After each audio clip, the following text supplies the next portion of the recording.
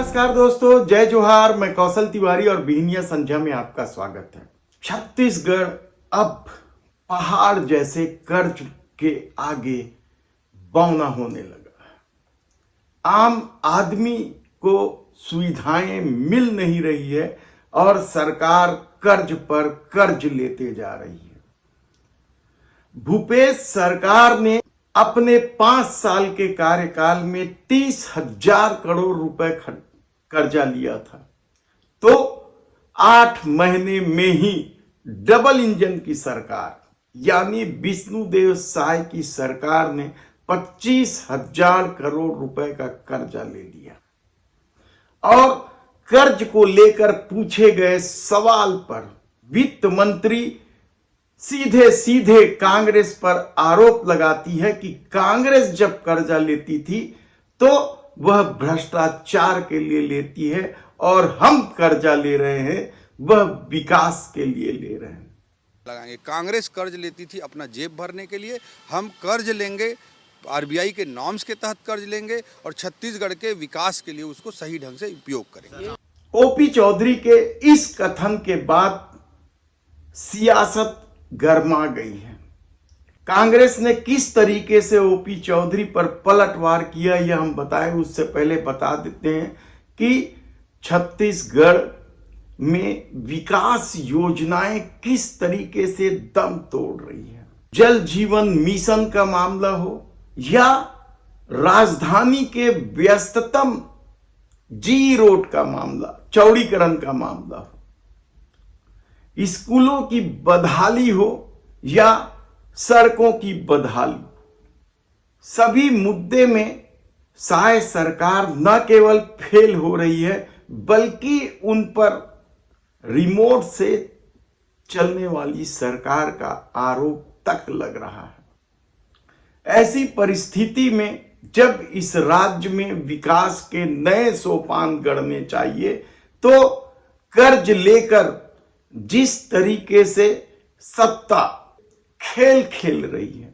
और कहा जा रहा है कि स्थापना व्यय में खर्च बढ़ते जा रहे हैं और निगम आयोग की नियुक्ति में देर होने की एक बड़ी वजह यह भी है कि सरकार के पास पैसे की कमी होते जा रही है। हालांकि ओपी चौधरी ने तो स्पष्ट तौर पर कहा है कि जब तक कर्जा मिलते रहेगा आरबीआई के मापदंड के अनुरूप तब तक हम कर्जा लेते रहेंगे। छत्तीसगढ़ के फिनेंशियल सिस्टम को प्रूडेंट रखते हुए, एफिशिएंट रखते हुए हम महतारी वंदन भी पूरा करेंगे, किसान साथियों के लिए भी काम पूरा करेंगे, जो कॉलेजों का निर्माण है, मेडिकल कॉलेजों का निर्माण है, सड़कों के लिए हजारों करोड़ रुपए देने जैसे काम है, इन सबको भी हम पूरा करेंगे। जीएसडीपी का साइड जैसे जैसे बढ़ता जाता है, कर्ज लेने के प्रदेश की क्षमता भी बढ़ती जाती है, उसका उपयोग करते हुए सही कामों में हम लगाएं। आय के साधन बढ़ नहीं रहे हैं।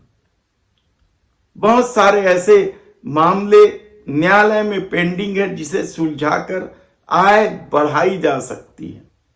नगरीय निकायों की स्थिति बेहद ही खराब है।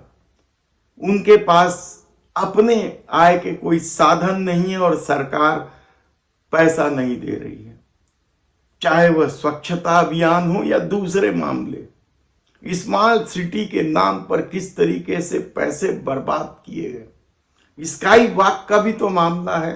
हम इस पर फिर कभी विस्तार से चर्चा करेंगे क्योंकि ये पूर्व मंत्री राजेश मूणत का सपना रहा है या डॉक्टर रमन सिंह के दामाद को लेकर यह स्काई वॉक की बात चर्चा में रही है या आरोप लगते रहे। ऐसी परिस्थिति में केवल 9 महीने में 25,000 करोड़ का कर्जा, और आज ही जो मीडिया रिपोर्ट सामने आई है उसके अनुसार 37,000 करोड़ का कर्जा और लिया जाना है और ये कर्जा धान खरीदी के नाम पर लिया जाएगा। इसमें कहीं कोई संदेह नहीं है कि छत्तीसगढ़ में किसानों की हालत सुधारने के लिए योगी सरकार से जो रणनीति बनी है उस पर अमल हो रहा है। हालांकि जब छत्तीसगढ़ के पहले मुख्यमंत्री बने थे अजीत जोगी तो उन्होंने एक एक बीजा धान खरीदने की बात कही थी, वह अब 15 क्विंटल तक आकर सिमट गया है। लेकिन धान की जो कीमत मिल रही है उससे किसान खुश हैं।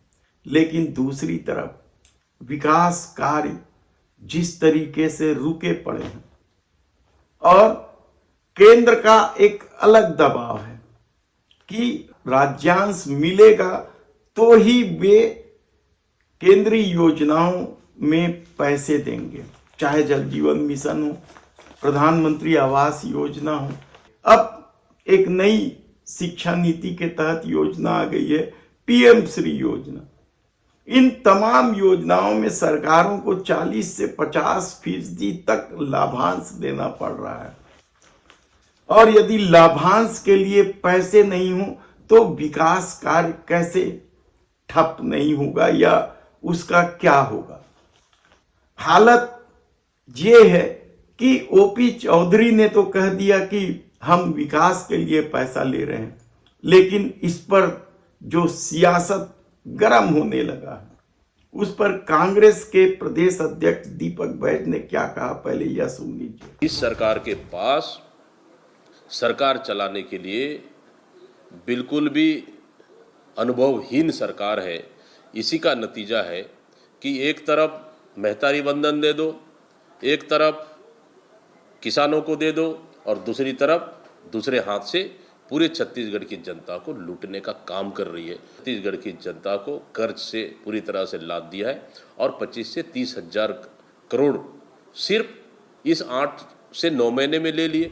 तब ऐसी परिस्थिति में यदि विकास योजनाओं का बंटाधार हो रहा है और कर्ज पर कर्ज लिया जा रहा है, तब आने वाले दिनों में छत्तीसगढ़ की स्थिति क्या बनेगी आसानी से समझा जा सकता है।